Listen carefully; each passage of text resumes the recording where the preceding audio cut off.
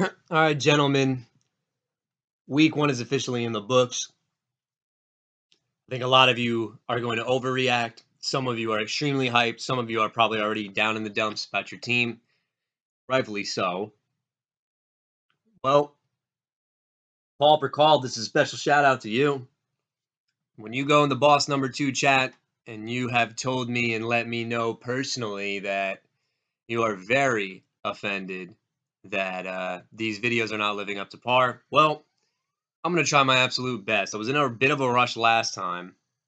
Obviously, I'm going to try my best that I get everybody's matchups in. Without further ado, let's recap those Week 1 matchups. The game that I knew was going to be the worst game of the week was myself versus Allen. 103 to 88. Just a really boring game, but I want to flat out say, like in a cinematic universe, Allen, you had the gun pointed right at me, and you let me walk, bro. That's literally what happened. A Jamar Chase touchdown got called back. Michael Carter had a drop touchdown, and Christian Watson dropping a touchdown for Aaron Rodgers would have given you a total of, if I'm doing the math correctly, countering the bomb, 24 extra points would have been enough to probably beat me. Yeah. Ouch. Nothing really to talk about that game. We'll move on. B Magic and Coffey. Coffey put up a whopping 137, and I gotta say, when the 1 o'clock games ended, the projections were very low on this Robert Coffey team. But the one thing that we found out about this Robert Coffey team is that it got a lot of explosion at the quarterback position with Pat Mahomes. I'm taking a sip of tea. No coffee, pun intended. The thing I found interesting is that it looks like Rob Coffey is operating a 0 RB team. Unbelievable, right? I know that's pretty funny. The B Magic team, they had some injuries, I think. Yeah, the Najee Harris thing, whatever. I don't even think it was going to be enough. The Rob Coffey team looking pretty solid so far. 137. If you get over your projections week 1, your hype level's through the moon. Okay. Biggest surprise, in my opinion, was the Jonathan team against the Harsh team. And a surprise on both ends. One, the Harsh team completely laid an egg, only 84 points. It doesn't look good from here. I think the problem with this team right off the bat, what I flat out told you, you cannot start 3 people on the same team. The only way that is acceptable is if it's 2 skill position players in a defense. But when you have a quarterback and the running back from the same team, that's always a recipe for disaster. And not to mention a wide receiver. In order for that to pay off, everybody needs to get 20 plus. And the likelihood of that happening is maybe twice a year. I can't see that happening with all these guys. But regardless, Cam Akers, very disappointing. Very disappointing. McVay is saying it's more of a not an injury issue. So if it's not an injury issue, this guy's essentially being benched. I think McVay has lied. A lot of people call Pete Carroll the biggest liar. McVay's definitely up there, dude. I'm not buying it. I think Akers, they realize, crap, Harsh. I know I sound like a broken record. You don't want to hear it, but you're gonna have to keep hearing it. I've been a bigger Cam Akers guy than you were after the draft, bro. It's not happening, bro. They need to put him on short-term IR. If he sat out last year, he would have been my second-round pick this year. I can guarantee you that. But no, thank you. The Johnny team, the 3-headed monster at running back, believe it or not, one of them hit and the other 2 did not. And yet, with the receivers that we thought were questionable, he started the right ones. The Saints boys went off. There's something about Johnny starting 2 receivers from the same team. This has been a reoccurring theme. Lamar Jackson did his thing. But, I mean, honestly, Saquon Barkley, I got to be honest, I'm shocked that we saw a 30-point performance out of this man. I liked him in my rankings. I did not think a 30-point game was coming out of Saquon Barkley at all this year. I thought at most it'd be like a 22-point game. Another game that lived up to expectation a little bit. Alex, I believe this puts you as the highest scoring team of the week. 140 to 112 against David Krier. Krier, I think what I said, Krier, the flexes are going to be your issue. Because if you take out the flexes, dude, you're putting up 112. When you get the flex situation going, and by the way, David Krier, Why in God's name was Deontay Johnson on the bench, bro? You got to answer that for me.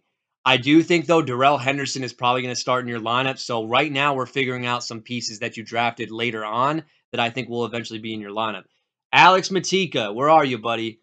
140 is the highest scoring. Josh Allen with 37. A.J. Brown, 20 points.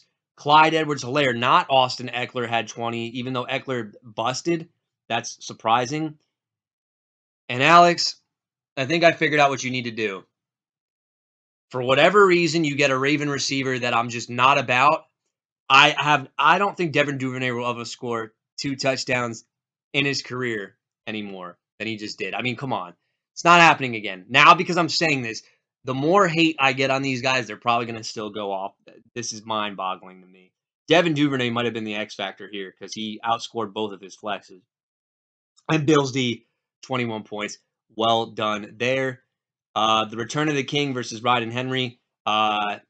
Big concerns on one of these teams. David Sutton, yet again. Christian McCaffrey didn't look very good. Miles Sanders did look good.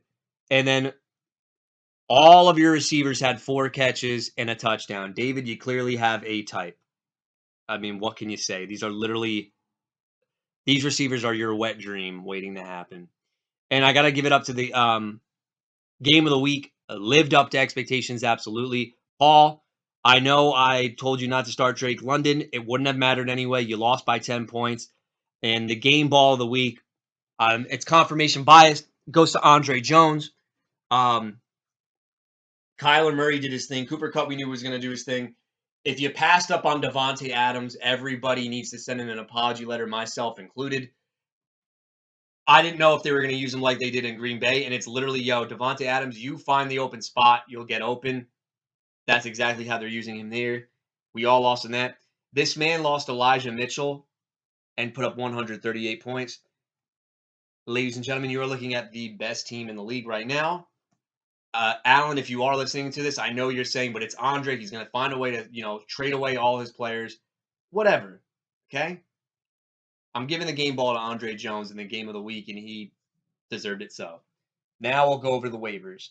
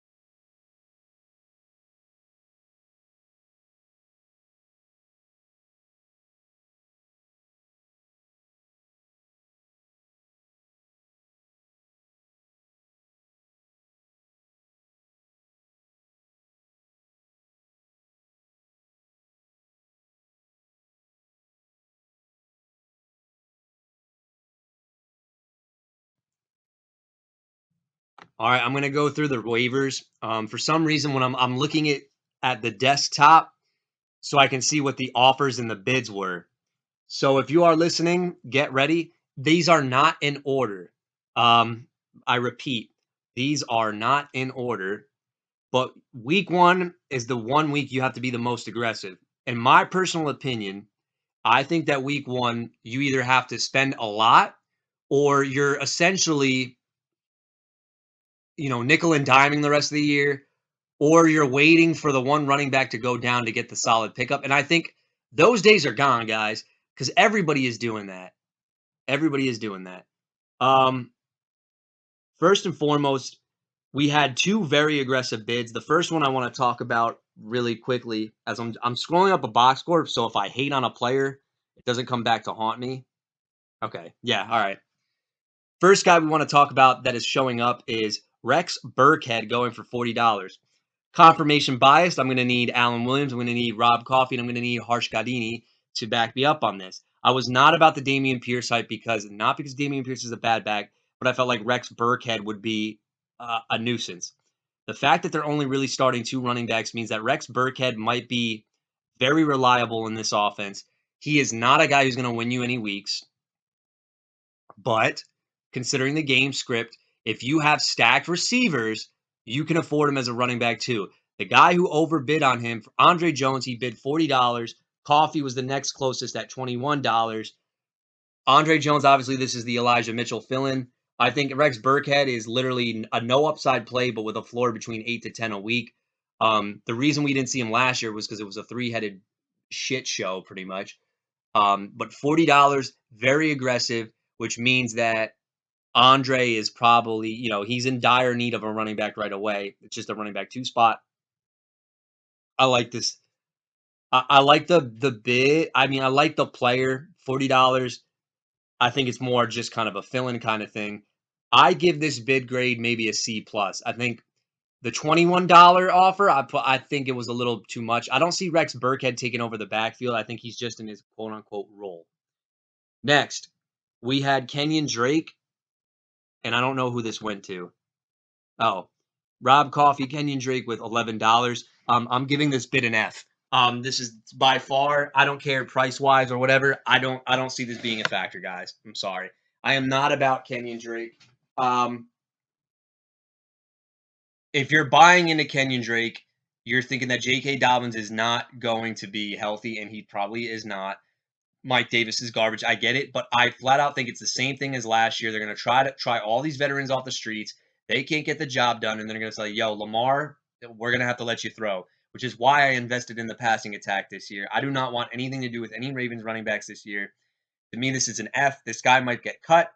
If I am going to grade on a curve, I'm going to give it a D. The reason why I'm giving it a D, because look, the way I see it is it's $11, right? It's not like you overbid. So, okay, maybe I'll give it a D. I just think the $11 could have been used for some of these receivers. There's a lot. By the way, guys, very sharp on some of these receivers that you guys spent on.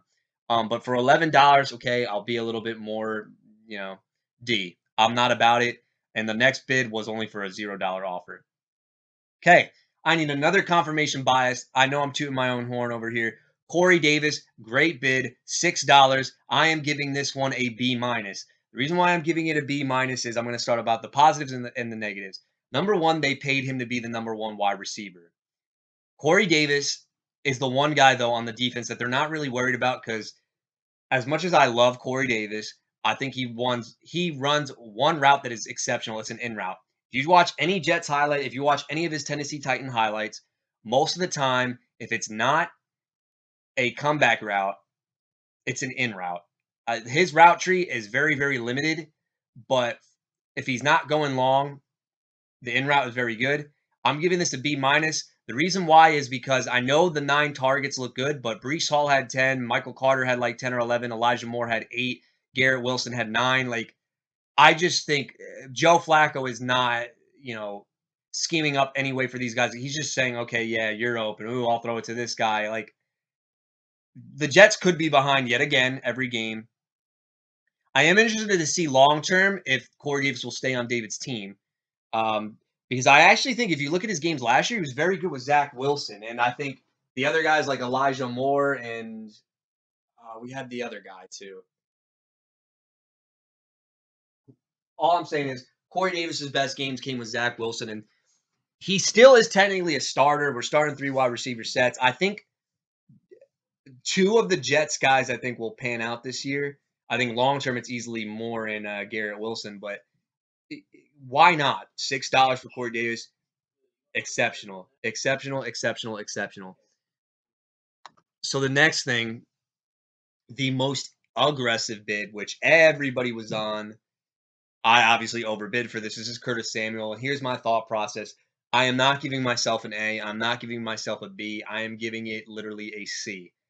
The C comes in due to the price. I don't know if this is going to be a long-term thing with Curtis Samuel, but $62 is a lot. And we take a look at the bids. Paul put in a $7 bid. Allen put in an $8 bid. Patrick, $17. So it shows me who's in need, or maybe they were buying into it. Alex put in $18. Coffey put in $21. Harsh put in $25. David Krier with $39. $62. My original offer actually was $57, and I was honestly worried about Allen being the Commanders fan. Here's my thought process on Curtis Samuel. To me, I think he was even if I didn't have Jeff Wilson, I think that this was the #1 waiver wire claim of the week. They gave him a big contract last year. #1, he was hurt. #2, the way they were using him was literally design gadgety plays, almost like a Cordell Patterson, Deebo Samuel type of role. Could this guy be this year's Cordell Patterson? Cordell Patterson, as we all know, had a breakout season finally. Curtis Samuel, if you remember his time in Carolina, had at least 3 or 4 games where he just looked amazing. I think the other thing that's going on here is, and why I love this pick so much, is the Washington Commanders showed what they have in Antonio Gibson, and that is no faith. They're using Antonio Gibson for now. They're using him as a receiver finally. I think McKissick, the Curtis Samuel usage shows that J.D. McKissick is only there if Antonio Gibson screws up. When I look at everything that's being bid on right here with Curtis Samuel, there's a few things that come to mind, and that is he is the backup running back as well. I think they're going to use him at the goal line. I would not be shocked if Antonio Gibson doesn't have any rushing touchdowns this year, because what I saw at the goal line was no running plays to Antonio Gibson. They're going to try their best gadgety players in the space. Curtis Samuel might have a ridiculous floor this year. I don't know about the upside because, yes, it is the Commanders' offense. But if you're telling me I can get a guy who's like a Cordell Patterson or being used in that Deebo Samuel role, I am going to go very aggressive on it because I'm interested to see how much this is going to be. And I like this. I think, and it shows that everybody had a bid on him. I like it a lot. Do I think this is going to last long term? I mean, I said the same thing about Cordell Patterson last year, and look what happened. And the fact that Antonio Gibson, like I said, if Antonio Gibson is a cat, he's already used 8 lives. He has 1 live left. If he fumbles that ball, it's going to be Curtis Samuel and eventually Brian Robinson when they come back. That's my thought on Mr. Samuel. This is the next guy. This bid, Sterling Shepard for $5. For the price and everything, this is the highest bid grade I'm going to give. I'm going to give it a B+. I actually did have a bid on Sterling Shepard. It's not showing up because I don't know why they don't show up every single bid. B+. I think there's a lot that's going right for him. 1, he's healthy. 2, the offense in New York. It's a new offense. Sterling Shepard can still, the fact that he was able to open up way down the field off an Achilles injury is really, really promising for his outlook. And the other thing is who he's competing against. Kenny Golladay, garbage. You also have guys like Kadarius Toney, who I think is very talented, but at the same token, my thing about Kadarius Toney is he might be in the doghouse. I saw somebody tweet saying that Kadarius Toney could be this year's Brandon Ayuk, and as much as I want to fight that, like the signs are pointing to it, and they don't have anything else. They have a special teams guy in Richie James. And Wando Robinson injury. This is a B+ waiting to happen. Sterling Shepard, when he's on the field, is a very good floor play. The only reason why I'm not giving it an A is because of injury, but you only spent $5. It's literally something at a McDonald's menu that you got. B Magic, I think this is my highest grade so far. B+. The next guy who went for a very aggressive offer was Gerald Everett for $25. All things considered, I'm going to give this a C because I actually like Gerald Everett, but I would not drop $25 for him. Gerald Everett is literally what he's been. I always thought this guy had a tremendous amount of talent. He literally is a receiver playing the tight end position. But Gerald Everett is only going to command 4 to 5 targets a week. He's the definition of a tight end. It's like a touchdown or nothing. My whole thing with Gerald Everett right now is, yes, without Keenan Allen, he could be used a lot more. I think Palmer, DeAndre Carter, I think all these guys, their usage is going to go up. But I don't think that Gerald Everett is ever going to do anything if he doesn't score a touchdown. So $25, I'll give it a C because I don't know what Keenan Allen's long-term health. Hayden Hurst is the next guy who goes at $11. I don't like it. Even if T Higgins might be out maybe a week, and this guy is 4th in the pecking order. He's not even that good at football in general.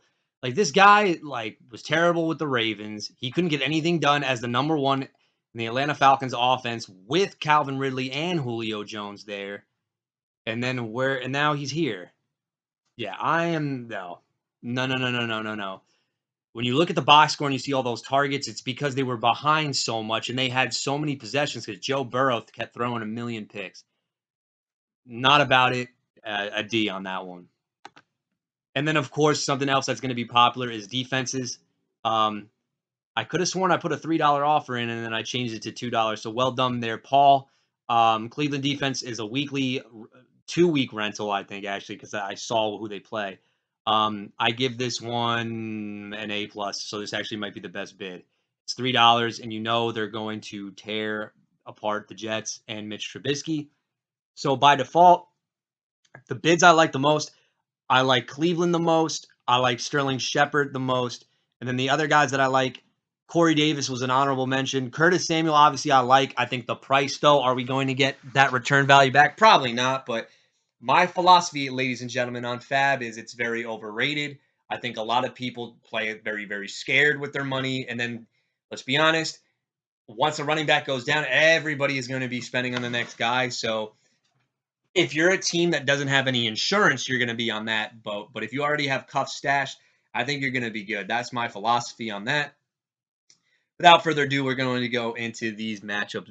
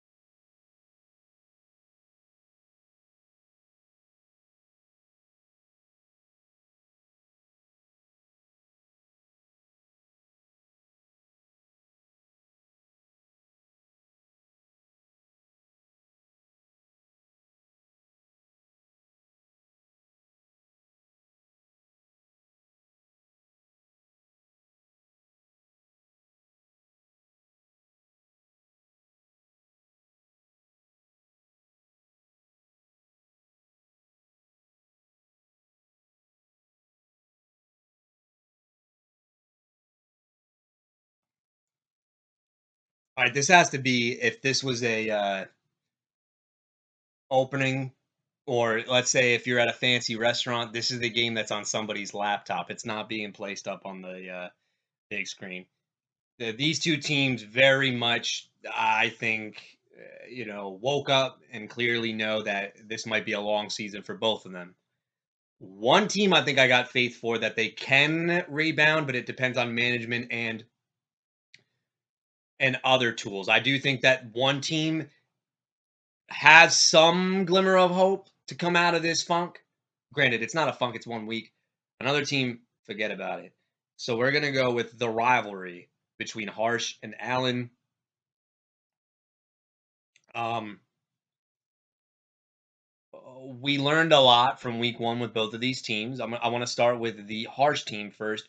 Harsh, you got to either move Russell Wilson or you have to move Javonte Williams. You got to move one of them. You cannot expect, because this offense is not explosive at all. You got to move off of one of those guys. The Harsh team, though, I do think that are some positive signs that can coexist with the negative. Kyle Pitts will bounce back. I love Kyle Pitts this year. I mean, for him to get shut out like that, Cam Akers has to ride the bench until he shows you something, which you're doing the right call. But the good news is James Robinson looks great, and I could have not called that in a million years. Speaking of great, your best performer last week was Antonio Gibson. Now, again, Alan, you're listening to this too. So if you listen to my waiver wire column, Gibson looked great catching the ball out of the backfield. He looked decent enough running. They will not trust him at the goal line. Their goal line package is going to be Wentz rollouts, dump off passes to Curtis Samuel, runs to Curtis Samuel for the time being. It's no way in hell is Antonio Gibson getting factored into the red zone. But the good news here, I'm not saying I'm shitting on him because I like Gibson and we can still talk a trade. J.D. McKissic was pretty much a non-factor. So they like Gibson, but he cannot fumble the ball because if he fumbles that ball, yikes. The Allen side of things, Allen, I'm trying really hard, buddy, but you're starting two Jets backs, and you already have realized that Josh Jacobs and David Montgomery were like the worst running back picks that you reached for. Allen, man, I'm trying to keep the faith. And the only faith I have is a Mormon that you got in Taysom Hill. I think that was a unique-ish pickup, but it's only going to work out if Jameis gets hurt and Dalton gets hurt, because then you get the cheat code, which is awesome. They're still using him in a package, and I actually do think, did Taysom Hill come up in my waiver column? He didn't. The fuck, Yahoo? I'm sorry. And Harsh, don't you dare tell me move to sleeper, because if you do that, I'm locking your ass from changing your team name. Anyway, Taysom Hill. If there's no Alvin Kamara, I don't know the severity of the injury, but Allen, your Jamar Chase needs to put up 60 points for you to have a chance. Anyway, spoiler alert. Sorry, Harsh. I know you want to set suspense, but Russell Wilson against Houston. I'm gonna flat out tell you this right now, Harsh. As much as I'm hating on the 3 Broncos, this might be the only week that they have all season where Wilson goes over 20, Sutton goes over 20, and Javonte Williams goes over 20. This is it. I think this is the only week where it works out, and then I think you need to capitalize and sell either Wilson or Javonte Williams, because I think the Broncos go off on the Houston Texans. I mean, Russell Wilson couldn't get it done against his former team. Should have been an easy layup. It wasn't. Sayonara. Versus Aaron Rodgers. Now, I am not panicking about Aaron Rodgers. He did this last year. Aaron Rodgers has not a lot of chemistry with anybody, so that could be a bad thing. But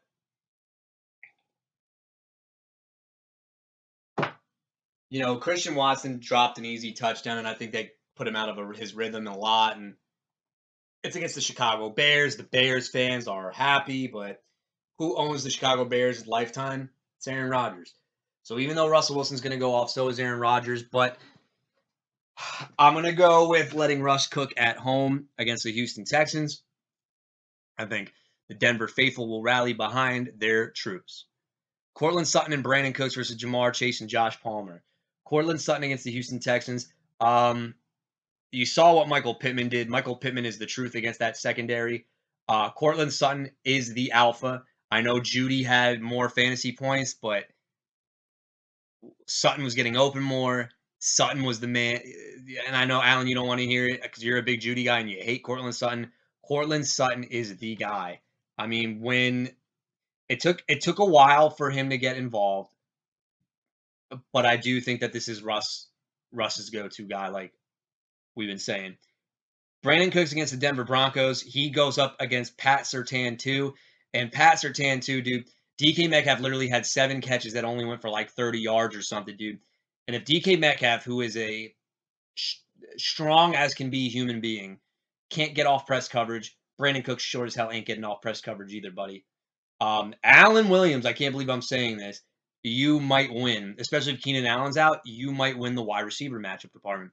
Jamar Chase, you're expecting nothing less than 20 a week, and I think he gets there for you. 29 points. Congratulations, Alan. Josh Palmer. We'll see what happens here, though. My biggest concern with Joshua Palmer is if Keenan Allen went down, everybody assumed that Josh Palmer would slide into the slot role, and then long-time journeyman DeAndre Carter, who, Alan, you can attest to this as a Commanders fan, was very valuable last year.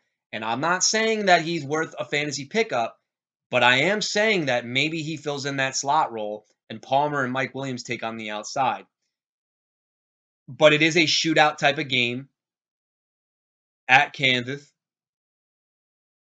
So I'd rather take that than getting shadowed by PS2. I'm going to take the Allen department here. James Robinson and Antonio Gibson. Both of these players have been rostered by Harsh in the past. He likes them. Michael Carter and Breece Hall. Well, okay.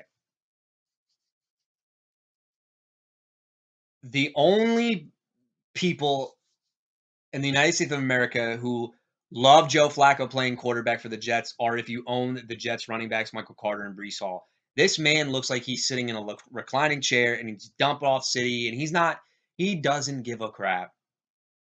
Breece Hall should have not gotten 10 targets, but I also think that was situational. I don't think that's going to happen. I think against the Cleveland Browns, this is going to be an ugly game. I don't think any of the receivers are going to get open downfield because he's not going to have enough time. Michael Carter could be in for another big work, but I cannot say that both of them will. On the flip side, James Robinson against Indianapolis. Travis Etienne, I still like, but I do think that both of these backs are going to be in a split committee. Antonio Gibson, I absolutely love against the Detroit Lions. Miles Sanders and the Eagles. The Eagles almost ran for 200 yards. Granted, I'm not. If you don't want me to count the Jalen Hurts rushing stats, I get it. But give me Antonio Gibson. Antonio Gibson. Absolutely love Antonio Gibson. I'm going the harsh side on the running back department. Kyle Pitts or Taysom Hill. Well, okay, so Taysom Hill is like a rushing touchdown, so that's why he's always going to be projected at 7 points. Kyle Pitts, I gotta think he has to bounce back here. If he does not, I am going to send Harsh a trade offer for a buy low. I gotta go Kyle Pitts. Javonte Williams and Khalil Herbert versus Chris Olave and Garrett Wilson. Again, I am not starting Jets receivers against a decent defense like Cleveland. Chris Olave against Tampa Bay.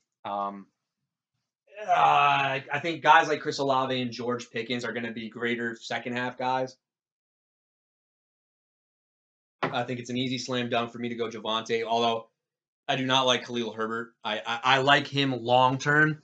I do not like him unless David Montgomery gets hurt. I know he scored that rushing touchdown, and I know you went, yeah.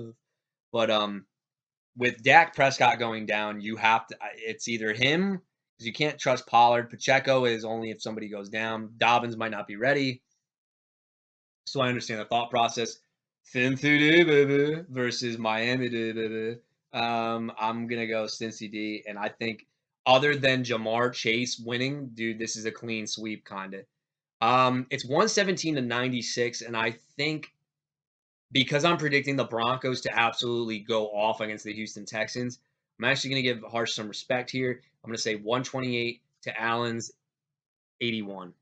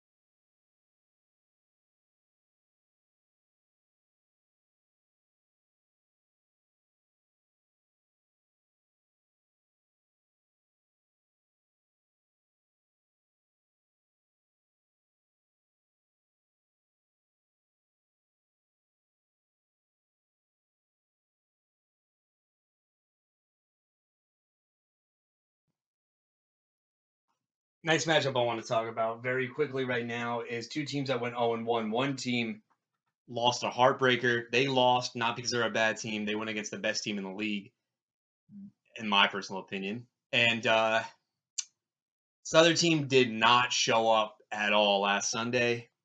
We're talking about Paul Percall taking on B Magic. Paul, are we worried about Tom Brady? Nick, I listened to your Saints D takes, and you're right. They get to him. Dude, they're trying to tell you for ages, kid. But I will say, though, Paul, you should have woke up early in the morning and picked up Kirk Cousins because Matt Stafford, but it is Atlanta, so I'll give you that. Let's talk about this matchup, boys. Matt Stafford versus Matt Ryan. Oh, it's a battle of the Matts. Give me Stafford over Matt Ryan. Matt Ryan, to me, is just a boring quarterback at this stage in his career. Matt Stafford, he'll have a lot of time against the Atlanta defense. Cooper Kupp will probably score one touchdown, maybe even two. Give me Stafford.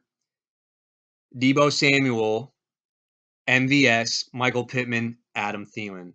So I want to go to Deebo stats for a second. Only 11 points. Okay. But the man was still being used as a running back, which means the Deebo role is still intact. This is impressive, and I'll tell you why. It was in a monsoon, and the man still had 11 points. And he did that while only catching 2 balls. Deebo Samuel, a true beast. And it's at home against the Seattle Seahawks. I love it. MVS, Paul, it looks like you're taking my advice here. I don't know what you're doing. MVS is a guy that if you're confident in every single player you're starting, you've got 2 running backs you're confident in, and you've got 3 receivers, you put them in and you hope for the best. It's against the Chargers. The only thing is, I didn't watch enough of the Chiefs game. I saw highlights when they got in the red zone. MVS was targeted in the red zone, but everybody was. The funny thing is, he's the only starter who did not score a touchdown, and he was the one I had the most confidence in. That sucks. Can he get a job against the Chargers? I don't know, but maybe this is the MVS problem. When the matchup looks juicy, he doesn't do crap. When the matchup looks daunting, then he scores. Paul, I don't have any confidence to say he's going to score, though. Michael Pittman and Adam Thielen, I absolutely don't like Adam Thielen. Michael Pittman, I do love. I'm going to have to go draw. I don't have any confidence in MVS and Adam Thielen, but I love Pittman. Pittman was our wide receiver 7. Deebo Samuel, I like him a lot as well. So it's a draw. Najee Harris, Nick Chubb, I almost said, yeah, it is. Wow. Jonathan Taylor and Kareem Hunt.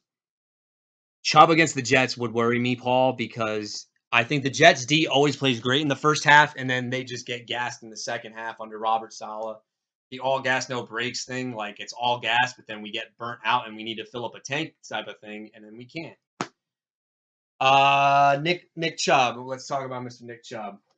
He worries me because I could see him breaking off like a 90-yard touchdown run. I would be very nervous of Nick Chubb on the Speed Magic side. Najee Harris, if he was healthy or not, Paul, you would have nothing to fear because and you can tell David if he's listening to this too. David, you better honestly tell David he owes you a Christmas card because David said that he was going to take, if he stayed at 4, Najee Harris, and that was a terrible pick. Dude, no. And he's already hurt. I don't want anything to do with it. Paul, I know we talked about Jonathan Taylor, Nick Chubb, but you have Jonathan Taylor, and you got Kareem Hunt, who's also against the Jets. If the Jets keep this game close and Nick Chubb can't run, Paul, I hate to say it, if the Jets keep it close, I think this could be a Kareem Hunt game, because if the Jets are keeping it close, that means that Nick Chubb had no running room, and then that Kareem Hunt had a lot of dump-offs. That being said, give me Jonathan Taylor and Kareem Hunt, just because I don't like Najee Harris. Darren Waller versus Travis Kelce. Again, I'm a big Darren Waller guy, but we saw Devontae Adams is clearly the number 1 guy in this offense, and Darren Waller is kind of like a red zone tight end, and occasionally they'll call plays for him. Give me Paul's favorite human being in life, Travis Kelce. Terry McLaurin and a flex to be named later, I guess. Oh yeah, dude. Who did somebody get hurt on your team? Keenan Allen, duh. You know what? I'll help you out here. Sorry, B Magic. No, I won't help you out. By default, I think he's gonna go Drake London. For the rookie, not bad for his first time out. Cordell Patterson and Julio Jones. Look, C-Pat looks like he's C-Pat yet again. 22 times, and Damian Williams got hurt. Jeez Louise, bro. Are we looking at another league winner again from Cordell Patterson? Julio Jones might have to play without Chris Godwin. And, I didn't even know B Magic had T. Higgins. Paul, you have Terry McLaurin. I know for a fact last week you were getting pissed until that touchdown happened. Look, it was the same thing with Rashad Bateman. Both these guys were very quiet early on. But I do think that guys like Bateman, Terry McLaurin, and the guys that can stretch the field, they'll get theirs. It's week 1, and quarterbacks are rusty. So they're going to go to the dump-off guys. If you check the box score, Paul, to relieve your stress a little bit, a lot of the third down running backs and a lot of the slot receivers, they always look great in week 1 and 2 because quarterbacks are a little bit rusty and they'll take the check down. And that's why McLaurin didn't operate very well downfield, other than that one catch. I still like him long term. It's against Detroit. You saw what A.J. Brown did. A.J. Brown is a great specimen. McLaurin could do just as well. Cordell Patterson, though, against the Rams D, he's a great player.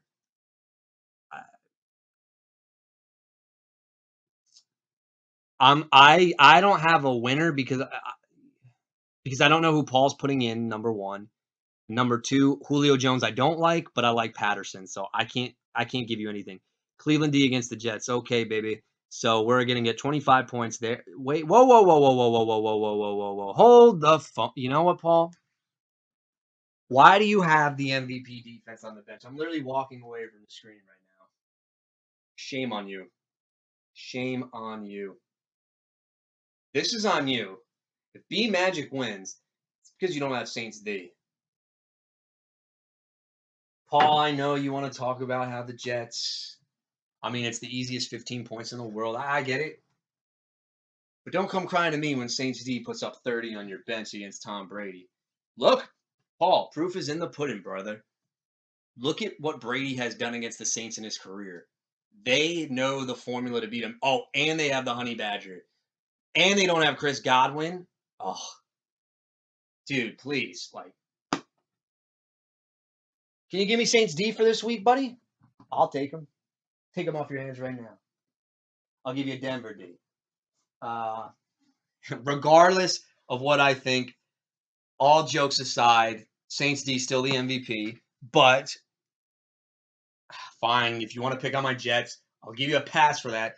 But when they drop 35 on your bench, don't come crying to me. Because right now, I would have them ranked as the number 2 defense. I would have the Jaguars as number 1. I'm just kidding. I'm kidding. Dallas DB Magic, this ain't it, kid. Even though Burrow might be the new, he's not like Favre, but I can see him just throwing a lot of yardage with picks. All right, I'm picking a Victor. Keys to victory. If B Magic wants to take down Paul, Nick Chubb's got to go ape shit against the Jets, which could obviously happen. Michael Pittman needs to command that target share that he did in week 1, and Cordell Patterson needs to be C-Pat. If those 3 things happen, I think he got a chance. Paul, flip side for you. Deebo Samuel has to go off, and I think he will in this game. Jonathan Taylor's got to do the Jonathan Taylor things. And I do think because you've got issues in your flex, one of your flexes needs to score a touchdown this week. If those 3 things hit, I think you win. And to be honest, I'm more confident in the Paul side. Paul, I think you bounce back very big in this one. I am actually going to give you 126. And B Magic, I love some of your players, but this ain't it, kid. 110.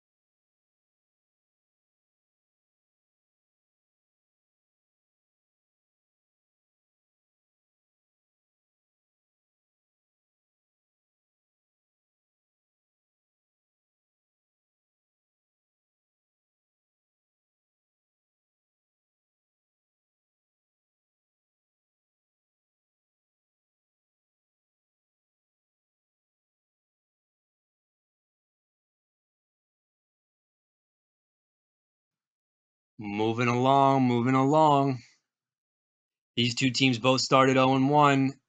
I like one team and how they're operating versus another team. And David Krier, you didn't listen to my advice. Krier, if you're listening, Earth to David Krier, can I have Deontay Johnson if you're not going to play him? Please, please, please. We can work out a deal, buddy. I could give you anything you want for Deontay Johnson. No, I'm not anything, but I'm willing to work around it. All right. Ladies and gentlemen, the one, the only. No, I'm just kidding. David Krier and Patrick Leo. Justin Herbert in a shootout atmosphere against the Kansas City Chiefs. I know without Keenan Allen, this could be a problem, but I do think that Austin Eckler is going to have a huge game this week and mostly in the receiving department. With that being said, ladies and gentlemen, I like Herbert over Burrow. Burrow will be fine. It's the Dallas defense. Nothing to worry about there. Stephon Diggs, great pick, David Krier. Krier, me and you were on the same page of where we were picking. If there was a guy that I passed up on, you took him right after me in the right spot, and then you sniped me on a few picks. Stephon Diggs, Hunter Renfrow versus Mike Evans and Juju Smith-Schuster. Okay, Stephon Diggs. Dude, okay. So he's officially back to what he was in year one with the Buffalo Bills. I saw a lot of experts rank him inside the top 3 this year over Jamar Chase. I don't know if that'll happen, but damn, it's close. Hunter Renfrow, I don't like. I think you got to get rid of that guy. He's only valuable if Devontae Adams is hurt. Mike Evans, questionable a little bit. Okay. Juju Smith-Schuster now is healthy.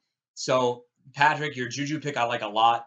I do think that Patrick Mahomes, the only two guys that are going to be consistent week in and week out in Kansas City are going to be Juju and Travis Kelce. So I think you got the right guy for the job there. Next, as I'm scrolling down, we have Joe Mixon and James Conner. Oh, I didn't pick the winner. I'm sorry. I go David Krier. I hate Hunter Renfrow, but I think Mike Evans gets blanketed a lot by Marshawn Lattimore. Got to go that route. Mixon and Connor.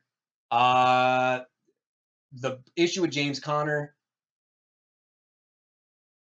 if they're falling behind, Benjamin is going to be involved a lot more, but Connor is still the goal line back. So, with that being said, I don't think you have much of anything to worry about.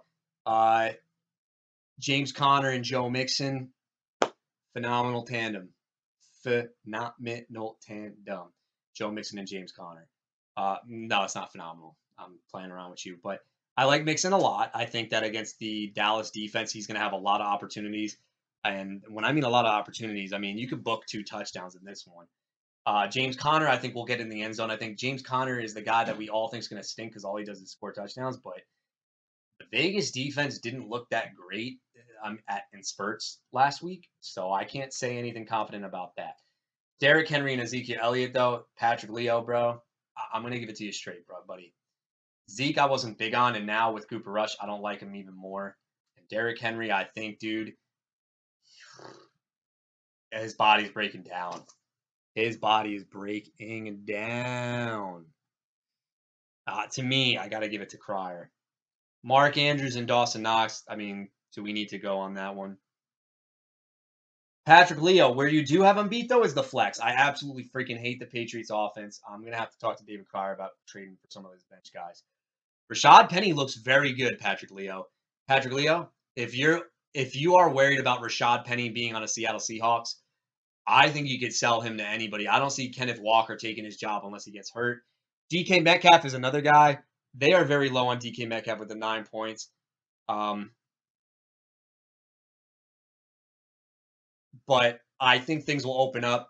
He has San Fran, he has Atlanta, he has Detroit, he has New Orleans. I think things will open up. And then New England versus Pittsburgh D. I'm gonna go Pittsburgh. I hate New England. To me, this is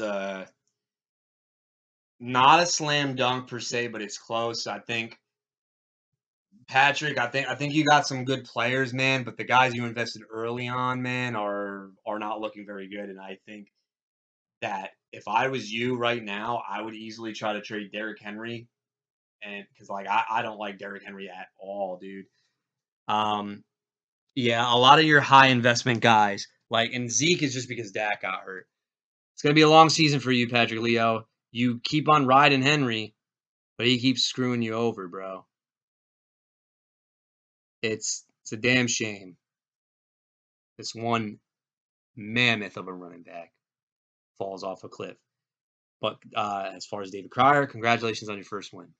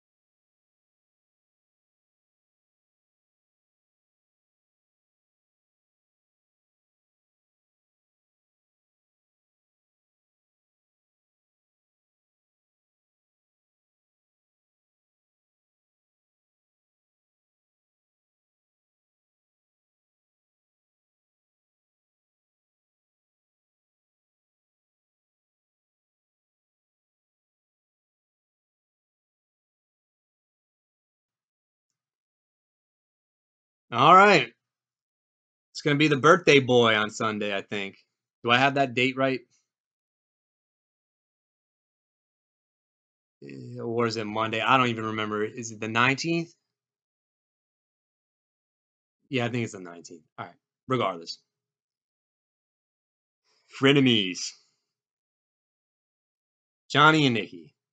Um, there's a lot of injury, questionable things of nature and this, that, and the other. Oh my God. Is Isaiah McKenzie really in your starting lineup? Bro, you got some fucking balls. Revenge game? I like Isaiah McKenzie. I would have loved him more, and I think he's always been good, but I feel like he was good when Beasley was out. So I don't know if they like him and Crowder or vice versa, this, that, the other. We'll see how Mr. McKenzie does. All right, all right. All right, let's get into this thing now. Jalen Hurts versus Lamar Jackson. I think both quarterbacks went close to each other in the draft that we had. Jalen Hurts, I think that Lamar and Hurts didn't do much and both got there. Lamar, only had like 200 something yards and he didn't even run that much from what I can remember. Yeah, he only ran 6 times. Jalen Hurts had 1 touchdown, but jeez Louise, bro. 90 yards on the ground. This is the definition of ultimate floor with built-in upside. Who do I think is going to have the advantage in this one? Well, I like them both equally. I think Lamar, I'm not a Lamar guy, but I do think he has a very big year this year. Jalen Hurts too. I'm gonna have to go with a wash. I can't give you a slight lean. All right, we'll talk about it, Jay. Let's talk about the guy you were so hyped on. And the funny thing is, Jay, and I'm gonna flat out tell you this right now. You are usually a guy in the draft that does not go risky until it's in the later rounds. And you literally did like dumb, risky things that are panning out. What I mean by that is you don't like young, hype, risky guys too early. Instead, you went with deteriorate or I can't even say that word. You went with veterans who have been around for a while who are extremely risky to draft. And so far, it's working out for the most part. I'm talking about, of course, one of your Saints boys, Michael Thomas. As I'm scrolling through these matchups, right now, as I'm recording this on Wednesday, it's Michael Thomas and DJ Chark versus Mike Williams and DJ Moore. So which DJ will prevail? Well, Baker Mayfield, other than the Robbie Anderson bomb, didn't look very good. But I also think it's because the Cleveland defense is for real. So if I'm giving DJ Moore a pass, this is the only get out of jail free card here. DJ Chark, the hype with this guy was crazy June and July, and once August came, it simmered down, and the St. Brown hype went back up again. I just think Chark is going to be used, and they're going to call his numbers sparingly. I don't see this guy having a breakout year. I think the Lions' offense is good, but it's a run-first offense because their line is so good, and Amon-Ra St. Brown, and occasionally you'll get guys like Reynolds and DJ Chark to catch touchdowns. Mike Williams against Kansas City. Well, okay. Speaking of duds, this was a big one. Keenan Allen, though, is probably out for this game.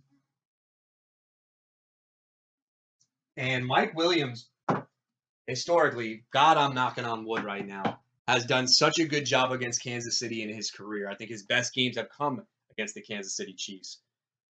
And I remember, I think it was a Thursday night, where he actually caught like a touchdown early in his career against the Kansas City Chiefs. Things are pointing in the right direction for him. I mean, you don't got Keenan Allen, this, that, the other. Why not? Michael Thomas, we got to talk about it. They said they were going to bring him back sparingly, and they used him kind of like a tight end.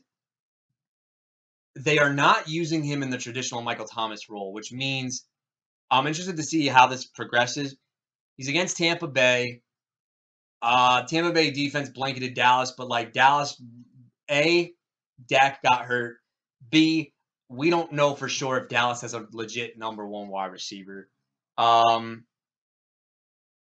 I'm putting the faith more in DJ Moore than DJ Chark, which means that I'm going to give a lean towards my end. But I think Michael Thomas, if he's healthy, sure, cool. DJ Chark, I don't know if that'll happen against Washington. Although, here's the although part. That secondary looked very leaky against Christian Kirk, so maybe they pick up tape on that. You got some hope. Saquon, Alvin Kamara, DeAndre Swift, Allen Jones. I said Aaron Jones. Barkley against Carolina. This is a much tougher defense than the other one, but Nick Chubb just gassed him through the ground. Barkley, dude, I was watching him. This guy looked like he dropped some pounds in a good way, too. Not like muscle. Like, he looks lean and he looks swifty. No pun intended. DeAndre Swift. I got to go to DeAndre Swift for a second. I mean, that was pretty awesome. He is on the injury report, shocker, with an ankle injury. So we'll see. We'll get that shit monitored. Then it comes down to Aaron Jones and Alvin Kamara. And I got to be honest with you. Alvin Kamara, I don't know what's going on with his injury. I don't know if he's going to play. I'm actually going to go a wash here. Aaron Jones, look, I know the A.J. Dillon truthers, and I love A.J. Dillon this year a lot too, are already taking victory laps. But the thing I noticed is that A.J. Dillon was still in the game when Jordan Love was still quarterbacking, which tells me, okay, Aaron, we're going to use you more involved in the Chicago game. That, obviously, I'm hoping for that, but I do think that's how they're going to scheme it up. Dalton Schultz and Albert Okwuegbunam. I mean, I don't like Schultz, but at this point, I haven't seen anything from Albert Okwuegbunam yet. Flexi Sexy. Dalvin Cook, Isaiah McKenzie, Jeff Wilson, and Christian Kirk. So, as of right now, this is my lineup. I obviously have Bateman on the bench. I have Moore on the bench. And Curtis Samuel if I really wanted to get ballsy, which I probably won't do, though. So, let's talk about it. Jeff Wilson is the next man up. I got to be honest with you, though. I only took Jeff Wilson because I do think that Jordan Mason is the guy who becomes this year's Elijah Mitchell. Jeff Wilson was just a contingency plan because I knew nobody knew about Jordan Mason. harsh claims he does, but I don't know about that. So Jeff Wilson did not look very good last year. I got to be honest with you. This is the guy I'm worried about the most on my team this week. I know he's in a starting gig. I know it's the Seattle Seahawks, but if he still looks very I try not to curse anymore. He looks so sluggish out there, man. I can't get confident in Jeff Wilson. Christian Kirk, though, looks like he's starting to get wide receiver 1 treatment. Not wide receiver 1, but he's getting that treatment. So that's cool. Dalvin Cook against Philadelphia. Well, if DeAndre Swift tore him up for 155, I think the Vikings got to say, hey, look, we love Justin Jefferson, but we got a beast in the backfield. Isaiah McKenzie. So, look, this is a hard cut, but, I'd rather take a guy who's being involved more, like Curtis Samuel, than McKenzie. They're pretty much like going to be used the same, like gadgety type of dudes. I think Isaiah McKenzie is awesome. I know you're a Bills truthful, and I know you love McKenzie. But the more and more I see Crowder get involved, he gets out, then it's going to be annoying. I think Isaiah McKenzie is not a guy who's going to have a floor. It's literally a touchdown and return yards, maybe. I know he's still on kick return, but it looks like Crowder's on the punt return duties. So it's interesting how it's funny how these guys are like they rotate literally on everything. They probably rotate when they have to take a shit. Oh boy, you don't have a defense, do you, bud? You'll find something. I know you're trying to trade me Dontrell Hilliard. Well, let's see what you got on that bench. Oh, dude, drop. I can't even speak. I see what you're doing. You're waiting for Gallup to get ruled out, and then you're gonna pick somebody up. Okay, Johnny, the 3-headed monster's got a hit for you at the running back for you to win, and Lamar's gonna do his thing. If all 3 hit and Lamar does his thing, I think he got a chance to win. My side of the ball, it starts with the receivers. Mike Williams and DJ Moore were a letdown. Boys, let's do what we were paid to make millions, and let's go out on the field and catch a bunch of touchdowns. Please do that. The other thing that I think is a key to victory, if the 2 receivers, yes. The other key to victory here is Aaron Jones has to be heavily involved. Now, what I mean by heavily involved, I don't count anything that happened in week 1. Everybody just looks so lost. But he's got to be the lead guy. He's got to get the catches. They need to use him like they did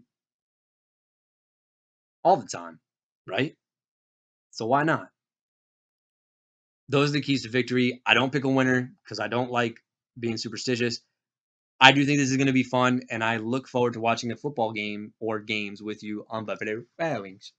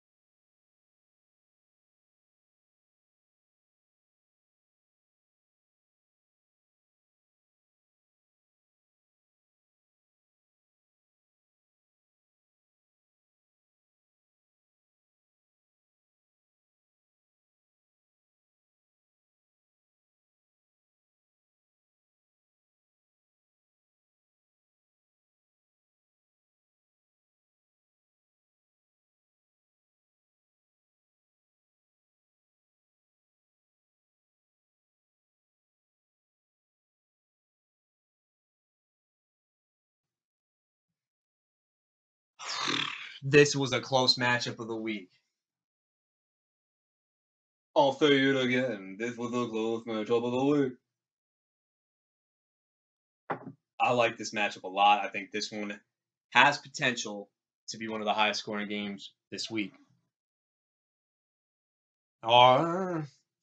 Actually, no. I know why this is not the matchup of the week, and it's not from the David side. Let's start. Trey Lance versus Josh Allen. Josh Allen will put up 37. Okay, we're good. All right, let's move on. Trey Lance, though, on the other hand, throw out whatever you saw out the window last time, guys. It was a monsoon. It was his pressure start. I think Trey Lance bounces back. I do think that he'll bounce back. CeeDee Lamb, I'm sorry, Alex, this looks like a bust already, and it's not his fault. A.J. Brown looks like an absolute stud versus Gabe Davis and Marquise Brown. Well, let's do the David rule. Let's do it. David, last week I predicted Gabe Davis to score a touchdown. He did. I predicted Marquise Brown to go off. He didn't go off, but he caught a touchdown. So I was right with that. We know CeeDee Lamb is going to do absolutely nothing. He might get 8 points. A.J. Brown could absolutely go ape shit on the Vikings. That leaves us with Gabriel Davis and Marquise Brown. Well, let's look at the matchups. Gabe Davis against the Tennessee Titans. I think he scores again. Sorry, Alex. The Gabe Davis line, David Sutton. You know what? I'm gonna go ballsy. This is at home too. Gabe Davis is gonna put up Randy Moss stat line. No, okay, not that good, not that bad. I was gonna say, remember the 3 for 113 and 3? Like I could see that, but instead I'll go 4 for 97 and a touch. Marquise Brown. So 6 targets. I think they're going to have to rely on him a lot more this week. We'll see if they can connect with him deep, but I think that this defensive line is still going to cause problems for Kyler Murray. I have more faith in Gabe Davis than I do Marquise Brown in this one, but that matchup is a lot of fun to watch. Austin Eckler and Clyde Edwards-Helaire versus Christian McCaffrey and Leonard Fournette. I think Eckler has a huge game on Thursday night, especially, here's the thing, without Keenan Allen, so it's funny. When Eckler's out, Allen's numbers go up. But I also think the same can be said for when Allen goes out, that Eckler's numbers go way up. I think Austin Eckler has like a 28-point game. I like it a lot. Clyde Edwards-Helaire, 20-point performance was great. And he didn't look that bad running the ball, but I do think that this is going to be like a similar situation to the Bills committee. I think 3 running backs are going to be involved by season's end. Against the Chargers, I'm not big on Clyde Edwards-Helaire. McCaffrey against the Giants should be a bounce back. Leonard Fournette against the Saints D. So I never liked Tom Brady against the Saints D. Leonard Fournette, I don't know how much I like him. But if Eckler and McCaffrey cancel each other out, which I think will happen, Clyde Edwards-Helaire and Leonard Fournette, I'm going to go with the better talent in Leonard Fournette. So give me David Sutton. Mike Gesicki. When did that happen? Versus Dallas Goedert. Give me Goddard. Devin's. Oh God, you have both Devins. Are you now trying to troll me over here? Devin Singletary and Devin Duvernay versus Jerry Jeudy and Brandon Ayuk. Singletary. I like Singletary a lot. Singletary, I think, was the one build back I wanted. I think he's still the lead dog. It's a shootout type of not a shootout. It could be a blowout. I don't see Tennessee hanging with them. Devin Duvernay, look.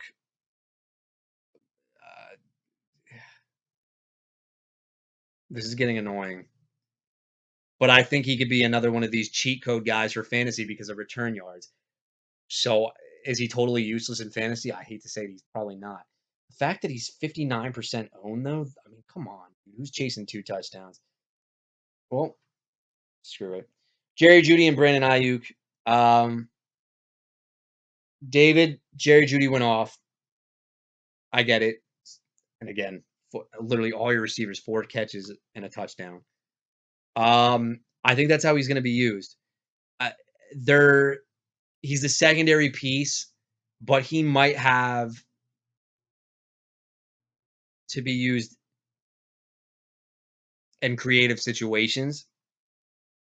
I'm trying not to like get so hyped, but then again, David, this could be your Mike Williams part 2 from last year. I didn't like him to begin with, and then once he shows 3 games in a row, I'm gonna be like, okay, I was wrong. Now I'm on him, and then he's like, okay. Brandon Ayuk against Seattle. Look, this Niners team's got to bounce back, and they got to bounce back in a big way. So I'll trust that from Judy and Ayuk. I said on Harsh's matchup, David, that the Broncos would go off this week, and if they're going off, I think Judy will catch another touchdown. Buffalo versus Indy, dude, give me Buffalo. I know Indy's against Jacksonville, but I mean, Indy's defense didn't do much against Houston. David Sutton, I got to be honest with you, your key to victory is Trey Lance. Because Josh Allen's going to go off. Trey Lance has got to limit that damage a little bit. Gabe Davis got to do what he does, and that's catch touchdowns. And then we got Judy and Ayuk. I think they'll be all right. The Alex side of things, man, I like Eckler, and I like Josh Allen, and I like A.J. Brown. I think those 3 I like. Everybody else, I don't have a lot of confidence in. So there's more players I like on the David Sutton side. The only player I'm a little bit worried about with David Sutton is Ayuk, just because I don't know how much they're going to let Trey Lance throw. And, I mean, Fournette, just because it's the Saints, and I know that Brady stinks against the Saints. With that being said, David Sutton, I think you have a valuable victory here. I'm going to say 134 to Alex's 128.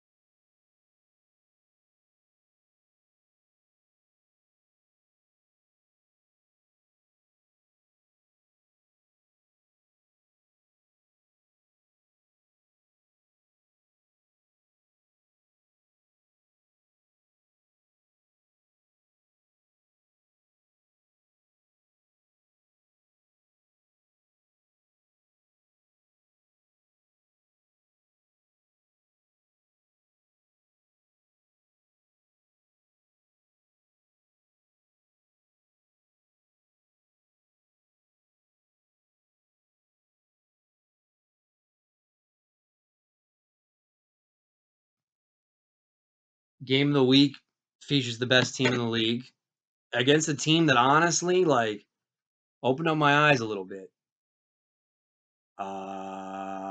Both these teams are constructed similarly, but like by accident, I guess. I'm looking through the matchups. It's Coffey and it's Andre, by the way. Kyler Murray versus Patrick Mahomes. Give me Patrick Mahomes in a shootout against the Los Angeles Chargers, even though Kyler Murray will be okay. Jefferson, Jalen Waddle, Cooper Kupp, and Devontae Adams. So I'm under the impression that I still think it's Tyreek Hill season, Rob Coffey, and that bodes well for Jones. But I love Justin Jefferson. Cooper Kupp I also love. So it comes down to Devontae Adams, Coffey. You'll concede it. It's fine. Cooper Kupp and Devontae Adams. Travis Etienne and Kenyon Drake versus Chase Edmonds and A.J. Dillon. This to me is another slam dunk. Give me A.J. Dillon and Chase Edmonds. Tight end. Oh, okay. Waiver wired over here. Robert Tonyan versus Gerald Everett. I'm going to go with Gerald Everett. Robert Tonyan has not been good since his injury, folks. I don't know. Tonyan, like he could by default he could lead the Packers in catches, but I don't see it. Gerald Everett though, without Keenan Allen, it's a good stream. I don't know long term though. Amon-Ra, Allen Robinson 2, Tyreek Hill, and Rex Burkhead. I think Robinson. Look, I know Coffey. You're hoping that Robinson bounces back. Coffey, what are you doing? You have Zach Moss on the bench. Oh, looks like somebody wanted to chime in a little bit there, Coffey. I don't think you should start Allen Robinson. Amon-Ra St. Brown, I think, is going to be good. He's going to be a nice floor play. Him and Jalen Waddle might finish with the same numbers by season end.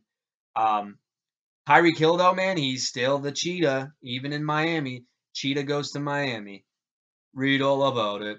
Rex Burkhead, Andre, I think you should. Oh, no, you don't have better options. Looks like you want that safe Florida. San Francisco D against Seattle. That's a slam dunk. Los Angeles versus Atlanta. That's also a nice matchup. Both of these defenses playing behind a home crowd, eh? I'm gonna go side with. I gotta go San Francisco D. I think Los Angeles is cool, but they're dealing with Cordell Patterson. Let's talk about Mr. Robert Coffey's team. Mahomes and Jefferson will do their work. I think they'll be just fine. So now who you're going to have to rely on to win in this game? I think Jalen Waddle's number one. Jalen Waddle needs to like do something. I don't think it happens though in this week. I think it's still a Tyreek Hill week. Amon-Ra St. Brown. He's also got to do his thing. Andre, I think considering that you have 3 wide receiver ones, I think A.J. Dillon just needs to score another touchdown, and then you'll be good to go if everybody does their thing. Like I said, I strongly believe this is still the best team in the league. When it comes down to it, Jefferson, I think, goes off, but I think Kupp and Adams are just going to be too much. And the fact of the matter is, Andre's receivers are better than Coffey's at this moment in time. So Coffey would need running backs to counteract with that. And I don't see that. In fact, I think that Andre's are better. As of right now, I think the hottest team in the league. I can't even say it's the hottest team in the league. Andre, I'm sorry. Look, Andre, I'm gonna flat out. I sound like a broken record, but you and Allen swapped bodies. This is an Allen draft, dude. What is wrong with your cousin, bro? Like he drafted horribly this year. This is an Allen-based team, and it's a great Allen-based team. So congratulations, you guys kept it in the family. Andre Jones, 146, and Robert Coffey, 132.